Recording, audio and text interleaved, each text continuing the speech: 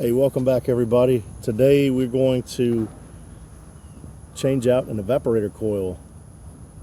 But first I'm at the supply house picking up a bunch of different parts for other jobs. American pride, that's right. Because I believe in American made products. Well, let's get to work. First thing I want to do is hook up my gauges so I can see the pressures. What I'm going to do next is I'm going to take these two caps off and I'm going to close this one, which is the discharge. It's called the liquid line. Refrigerant's going that way. It goes in and then it comes back. So I'm going to try to pull all the refrigerant out of the inside unit and trap it inside the outside unit. Okay, I got the caps off. I'm ready to close that valve off. And you got to be real careful because when you are putting the refrigerant into the condenser, you want to watch this suction pressure, and you don't want it to get too low. You got to shut it off before it gets down to zero because you don't want it in a vacuum. So let's see what happens.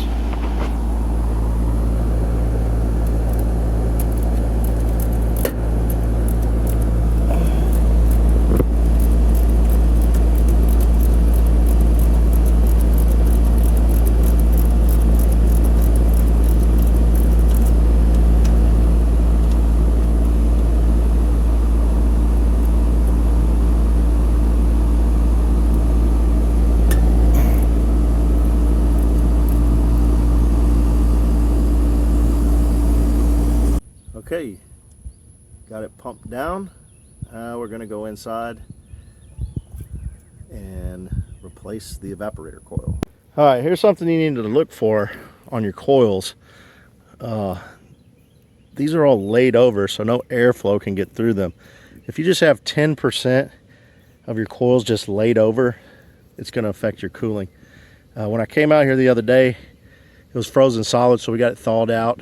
And in order to get them through the weekend, I carefully took a screwdriver and made a few holes in here just so we could get some airflow and keep it from freezing. But it got them through a couple of days and we're out here replacing it. All right, now we got the old coil out. We're gonna put the new coil in. I already soldered up this line. Got a couple of couplings we're gonna solder in here.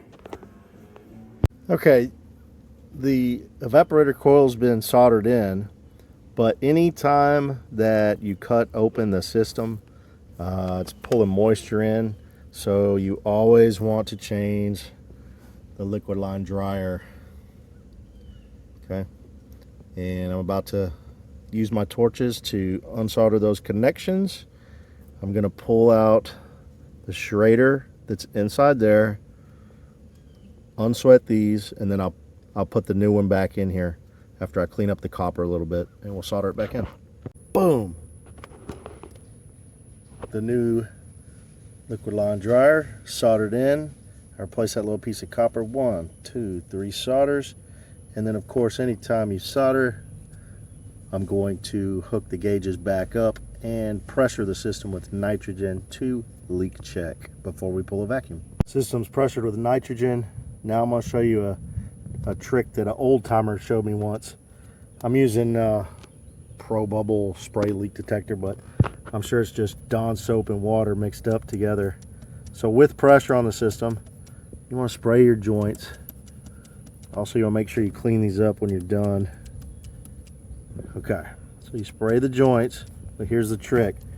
You want to take your finger, wipe it around the back side and keep your finger back there so you can see if there's a leak on that bottom side.